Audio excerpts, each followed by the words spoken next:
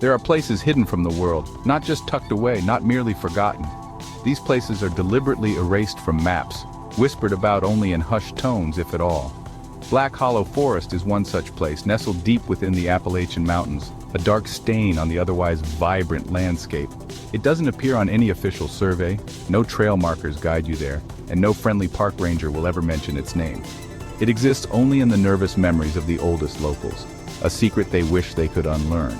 They guard its existence with a peculiar, fearful silence, a silence that speaks volumes of some unspoken dread. Ask about Black Hollow Forest in the nearby sleepy towns, and you will see a change, a sudden shift in the eyes, a tightening of the lips. Friendly smiles will vanish, replaced by a guarded, almost fearful expression. Nothing there for you, they might say, their voices low and flat.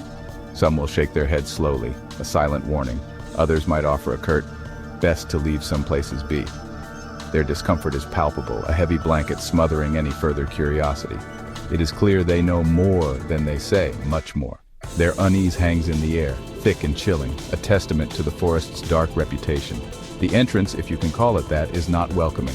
It is more like a wound in the earth. There is no path, only a subtle parting of the ancient, gnarled trees, barely wide enough for a person to squeeze through. The air immediately changes. It grows heavy, damp, and carries a faint, loamy scent, like freshly turned graves. Sunlight struggles to penetrate the dense canopy above, casting the undergrowth in perpetual twilight. Even on the brightest summer day, a gloom clings to this place. The usual sounds of the forest, the bird song, the rustling of small creatures seem strangely muted here, as if holding their breath. As you push deeper, the feeling intensifies. The trees grow closer together, their branches intertwining like skeletal fingers, blocking out more and more of the sky.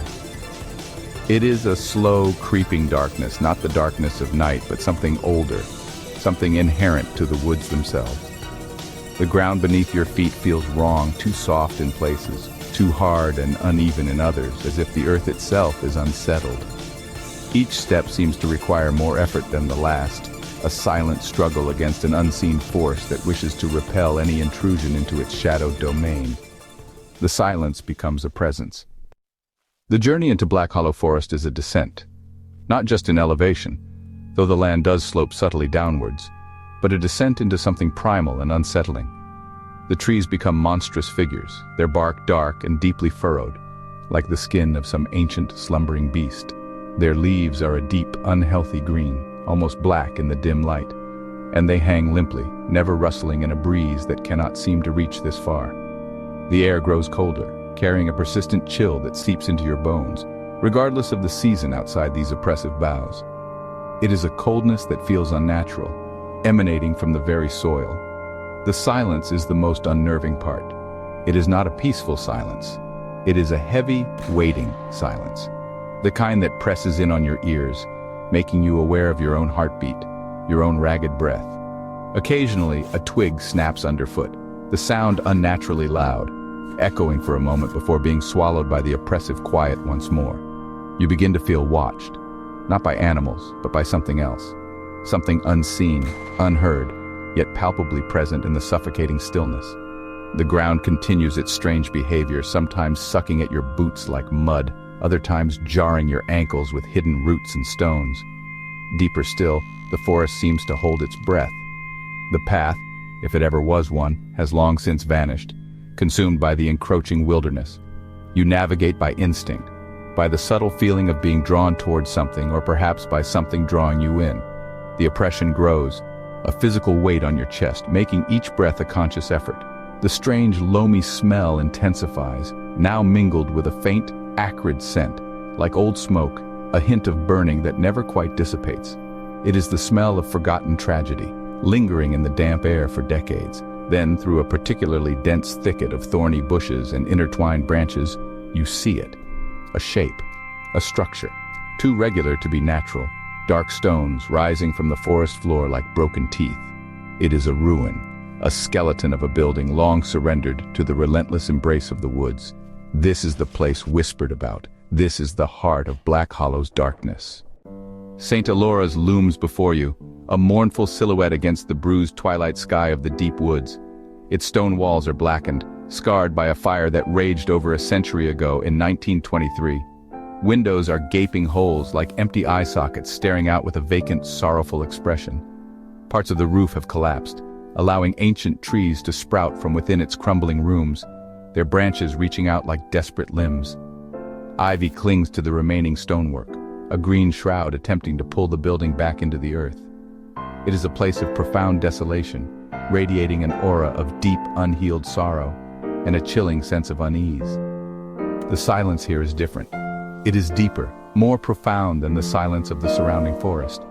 It is the silence of abandonment, of forgotten screams, of stories that died within these very walls. Yet, it is not entirely empty. Listen closely. A faint, almost inaudible sigh seems to drift from the broken windows.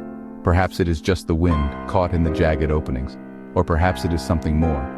The distant creak of a loose shutter, the rustle of debris shifting within, sounds that seem too deliberate, too timed, to be entirely natural occurrences. These subtle noises only amplify the overwhelming stillness.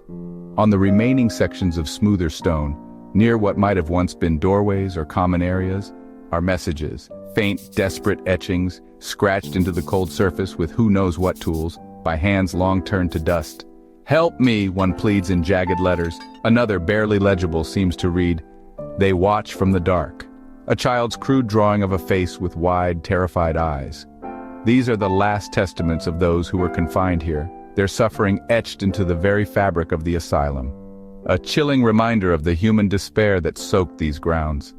The truth of what happened at St. Elora's is lost, consumed by the fire, buried by time, and silenced by the fear of those who lived nearby. Was it just a tragic accident, the old building succumbing to flames? Or was it something more sinister? Whispers persisted for a while. Tales of cruelty, of experiments, of a night when the screams were louder than any storm. But details are scarce, fragmented, like the asylum itself. The official records, if any truly existed, vanished along with the building's purpose, leaving only speculation and a lingering, dreadful sense that a terrible secret remains entombed here. The air around St. Elora's is thick with unspoken history. Every crumbling stone, every dark doorway, seems to hold a fragment of a story that can no longer be told in full. The weight of the unknown is immense, pressing down on anyone who dares to stand before its ruins. You can feel the echoes of past lives, the desperation, the fear, the utter hopelessness that must have permeated this place. It is more than just an abandoned building.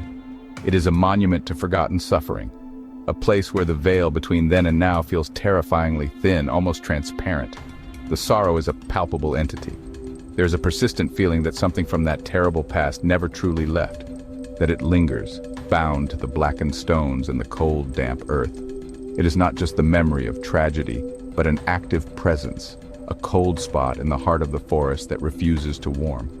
Locals who inadvertently strayed too close over the decades spoke of sudden, inexplicable chills, of whispers on the wind that formed almost words, of a profound sense of being unwelcome, of being watched by unseen eyes filled with an ancient, inconsolable grief. The asylum does not rest easy. Old man Hemlock remembered the tales. He was just a boy when his grandmother would hush him, her eyes wide with a fear he didn't understand whenever St. Elora's was mentioned. He remembered the older folks speaking in hushed, fearful tones about the night of the fire, the screams carried on the wind, the orange glow that painted the distant sky. For 70 years he had avoided Black Hollow Forest, keeping a wide berth, respecting the unspoken warnings. The asylum was a nightmare from his childhood, a place best left to the ghosts and the creeping vines. But today, something had changed. Today, on the 5th of June, 2025, a pull stronger than his lifelong fear drew him back. Perhaps it was the weight of his own advancing years, the need for answers before his own time ran out. Or perhaps it was a different kind of call, an echo from the asylum itself. He stood before the gaping, shadowed entrance to St. Elora's home for the unwanted, the air cold on his wrinkled skin. After all these decades, after a lifetime of avoidance, he took a shaky breath. Then, Old Man Hemlock stepped inside.